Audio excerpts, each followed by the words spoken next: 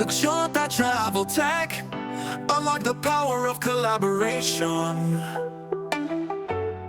Hello and welcome to Luxota Tutorials Series. My name is Mohammed and I'm today here to guide you through our platform features and tools. We are confident that you will soon appreciate the decision you have made by choosing Luxota. With our platform, you are not just gaining a tool, you are empowering your agency to reach new heights of financial growth and success. Our solutions unlock the power of collaboration, helping you achieve your goals faster and more efficiently than ever before. Together, we will drive your agency toward its maximum potential, ensuring long-term growth. This series of tutorials is in 6 sessions. Today, we are here for the first session, that is a general overview. We cover 2 sections of human resource management and setting in this session. Welcome everyone. Let's begin this first session, which will provide a general overview of the platform. Our platform consists of 2 main environments, Marketplace and Back Office. The Marketplace is the front-end environment where all user interaction takes place. This is where customers or your staff can search for flights, book hotels, manage packages, apply for visas, or look for tours or events. Essentially, all these services you set up in the back office are displayed in the Marketplace for users to interact with. So everything starts in the back office, which is the second environment, and ends up here in the Marketplace. It's important to remember that the Marketplace is meant for both customers and staff. Now let me log in to show you how to access the back office. From here, you can access to sign-in page. I will use an account we have already set up. After entering credentials, solving the CAPTCHA and signing in, you can see the user panel. Clicking on the user panel will take you to a different environment, which is entirely separate from the Marketplace. You can also notice this in the URL, where the Marketplace URL is simply your domain name. The back office URL starts with accounts followed by your domain name. These are 2 distinct projects running under the same platform. So, what is the purpose of the back office? The back office is your control center.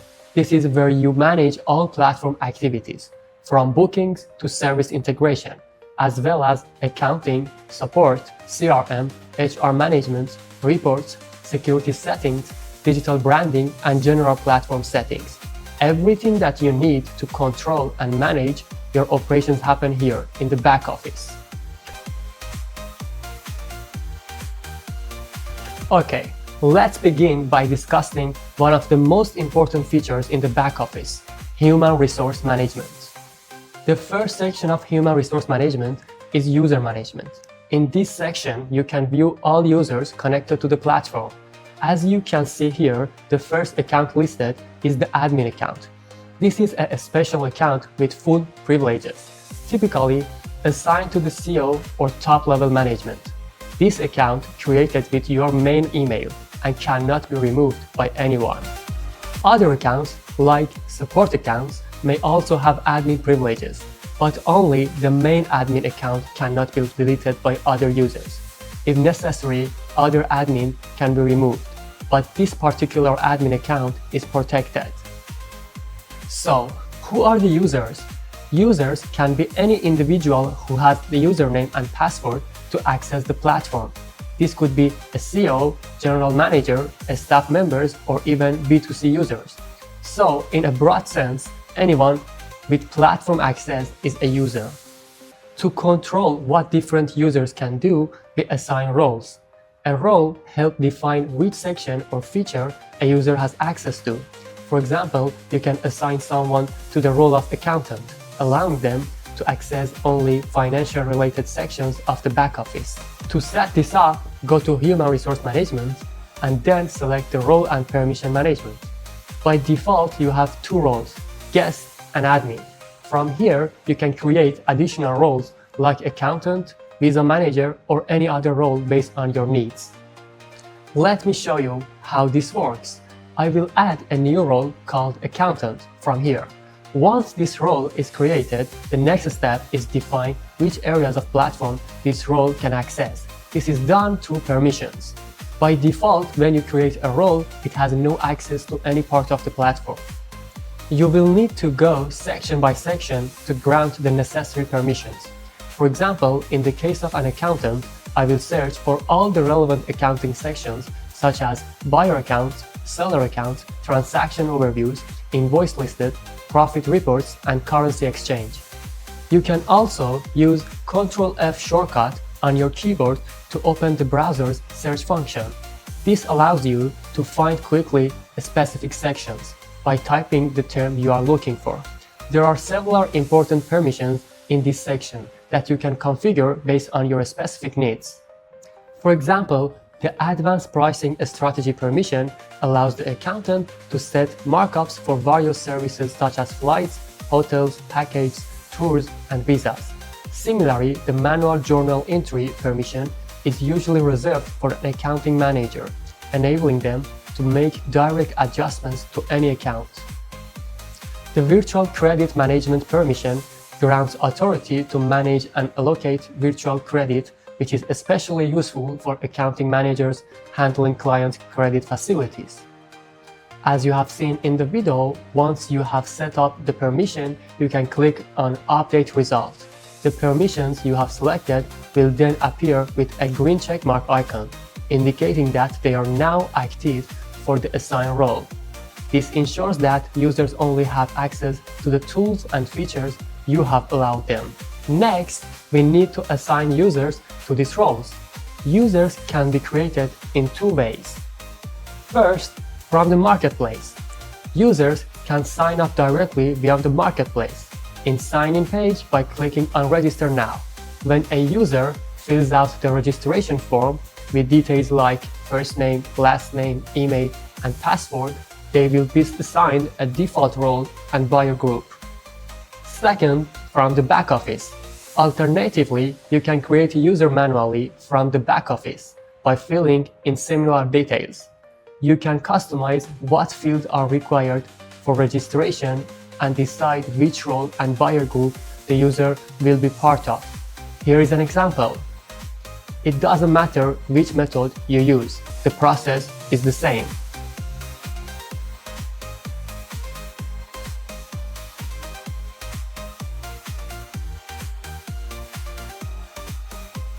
Role. First, you should choose the role of the user. Based on the role you select, the corresponding permissions and access levels will automatically be assigned.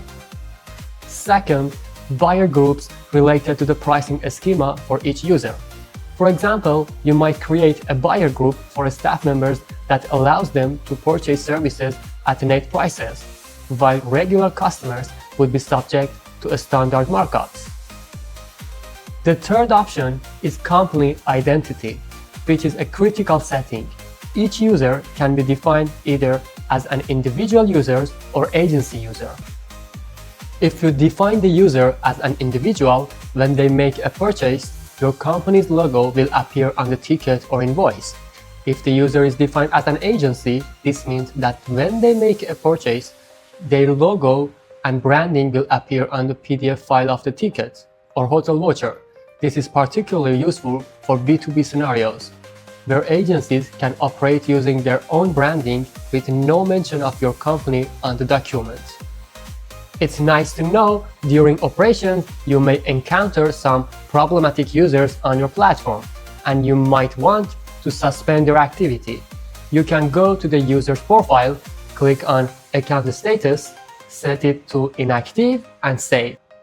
Once this is done, the user will no longer have access to your platform until their issue is resolved and their account is reactivated.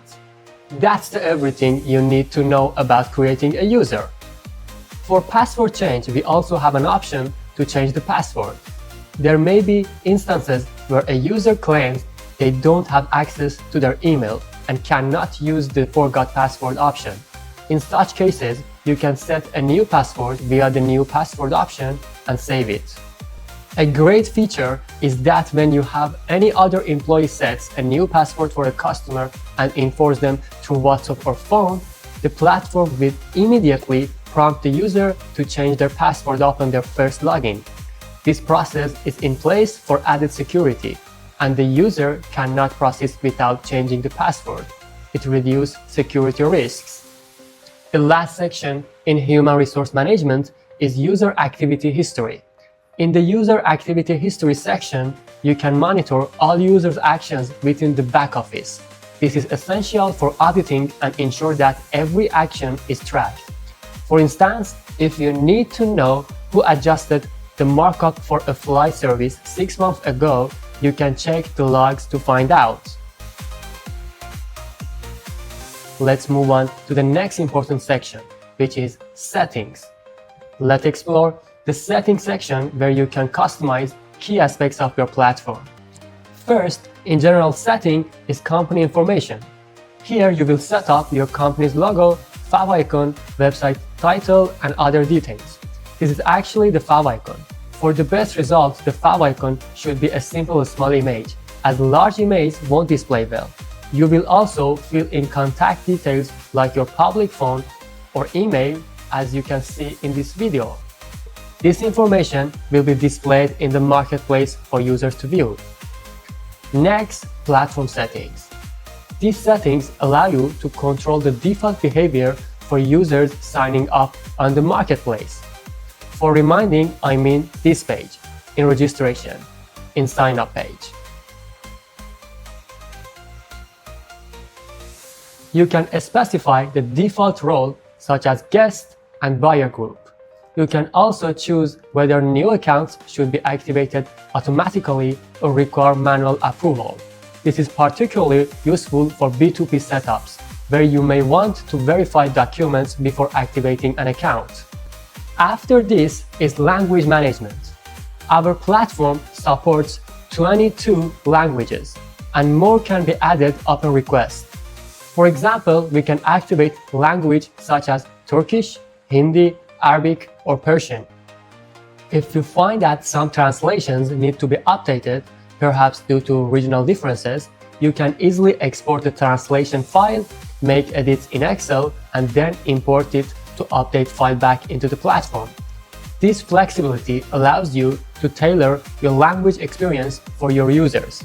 You can see the entire process demonstrated step by step in the video.